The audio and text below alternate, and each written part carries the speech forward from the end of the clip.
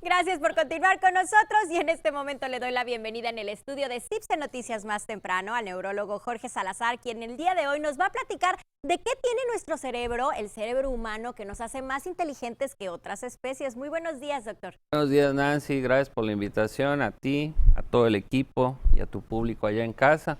Pues sí, la inteligencia algunos la definen como la capacidad de adaptación, ¿no? Y es lo que nos permite de alguna manera dentro de la evolución de todas las especies, pues subsistir, ¿verdad? Claro. Entonces, ¿qué nos hace diferentes de otros animales?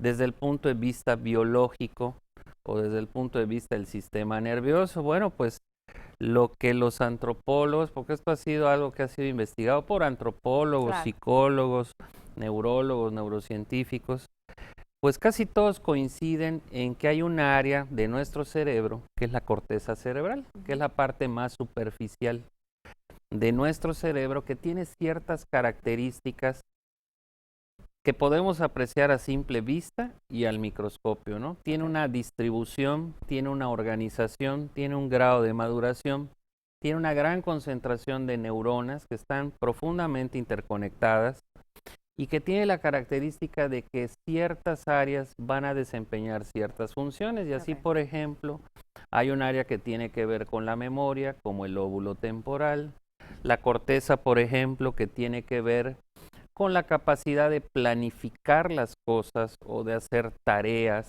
o de poder desempeñar un trabajo, como por ejemplo la corteza del lóbulo frontal. Se ha centrado mucho esta investigación precisamente en esta área. Parece ser, de acuerdo a los estudios de varios investigadores, sobre todo cuando se le compara con otras especies, como por ejemplo, dentro de los primates, se dice que los chimpancés son nuestros parientes más cercanos. ¿Por qué? Porque comparte su cerebro ciertas características con nosotros y son muchísimas las similitudes, ¿no? Desde un punto de vista del tejido cerebral, son más las similitudes que las diferencias, pero esas diferencias pues marcan una diferencia como especie, ¿no? Entre el ser humano y, por ejemplo, los chimpancés. ¿Y qué es lo que han visto?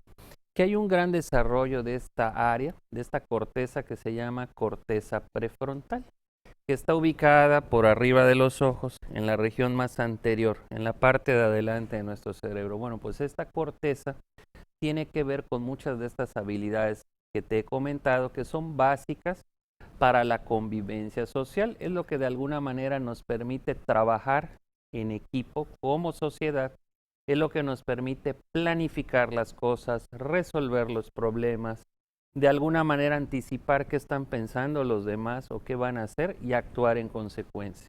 Incluso han hecho estudios, ¿no?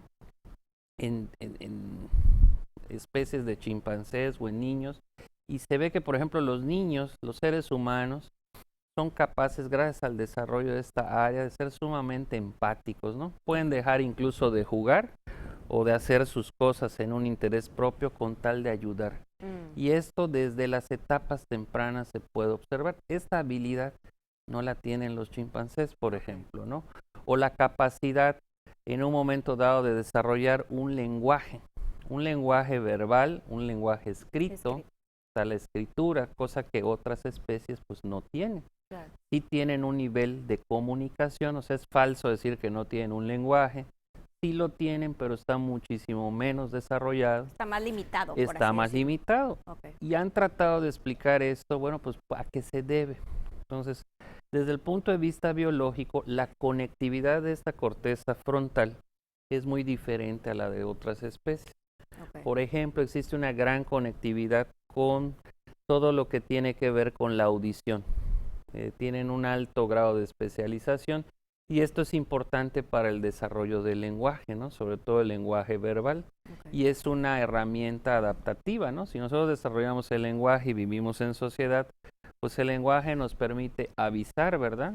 Nos permite planear en equipo, planificar, tomar decisiones, nos permite transmitir la información. Y esto se ha visto a lo largo de la historia, ¿no? Se cree que el ser humano hace miles de millones de años que está sobre el planeta, pero en alguna etapa de la evolución esto cambió.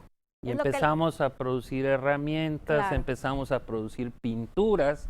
Ahí está el arte rupestre, ¿verdad? En Claro. las cavernas, pero con un fin. No era nada más describir lo que estaba pasando, sino que era una manera de organizarnos como grupo Claro. para poder subsistir. Entonces, eso es uno de los elementos claves en la evolución del ser humano, que es esta alta especialización que tiene esta corteza frontal. Esto es lo que se cree desde un punto de vista biológico, que es la base de estas diferencias, que obviamente en un entorno social favorable, Ujú. ¿verdad? A través de la convivencia, de la educación, de la práctica del deporte, del arte, etcétera, pues vamos a potenciar. Y Desde el punto de vista científico, podemos hablar entonces de esta evolución que hemos tenido los seres humanos y de nuestros antepasados, podemos decirlo como se puede los chimpancés, venimos Sí. de ellos. bueno, de alguna manera ese es todo un debate, ¿no? Es Desde una un punto teoría. de vista científico, los científicos sostienen que hay muchas similitudes entre los chimpancés Y y el nosotros. ser humano. ¿Y en qué se basan? Bueno, pues en las similitudes, entre otras cosas que hay en su conducta, y esto tiene una traducción pues en su cerebro, ¿no? Claro. Su cerebro tiene muchas áreas muy parecidas, pero muchísimo menos desarrolladas que las del ser humano. Y ha sido la base para sostener esta teoría. A lo que voy con esto, doctor, es entonces nosotros vamos a seguir evolucionando. Es probable, de hecho, a lo largo de la historia el cerebro ha sufrido cambios, ¿no? Ujú. O han podido determinar que ha perdido peso, se han especializado otras áreas. Y es Qué seguro interesante. que a futuro pues cambie, ¿verdad? ¿Por qué? Porque de alguna manera nos permite adaptarnos a la realidad cotidiana. Hoy por hoy nuestra realidad es muy diferente Claro. a la que había a lo mejor hace 10,000 años, ¿verdad? Tenemos más desarrolladas ciertas habilidades Claro. que nos permiten adaptarnos mejor a las. Y las enfermedades tienen que ver precisamente, hay muchas enfermedades, con las lesiones que pueden ocurrir a este nivel, ¿no? Ok. Por ejemplo, pueden haber trastornos en donde haya problemas de la maduración de estas áreas, ¿no? O por ejemplo, tras un accidente de tránsito se puede lesionar. Si se lesiona estas áreas de la corteza cerebral, pueden tener cambios en la conducta de la persona, Claro. o ciertas demencias como las demencias frontotemporales, que a veces se pueden confundir con un Alzheimer, ¿no? En donde el sujeto empieza a tener cambios de personalidad, ¿no? O esta agresividad que se ve en algunos criminales, ¿no? Como Claro. en las guerras, ¿no? Que matan a tanta gente inocente Que sin queda- una causa, porque no podemos hablar de que están defendiéndose, ¿no? Sino que hay toda una premeditación, toda una planificación, ¿no? Y la historia está llena de ejemplos, ¿no? Claro. Basta con verla en las guerras, todo tipo de abusos, ¿no? Entonces habría que ver si algunas de estas personas no tienen alguno o algunos trastornos de este tipo, ¿no? Pero bueno, de alguna manera tendría que hacernos diferente, ¿no?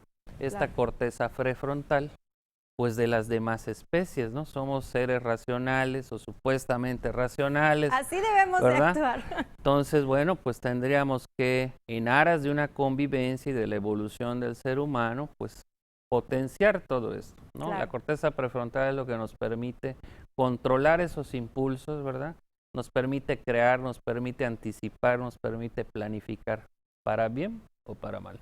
Doctor, qué interesante, de verdad que me encanta cómo puede abrir nuestro panorama y nuestra mente hacia estos temas tan importantes. Y bueno, como siempre le agradecemos que esté aquí con nosotros, lo esperamos la próxima semana, pero díganos dónde lo podemos encontrar.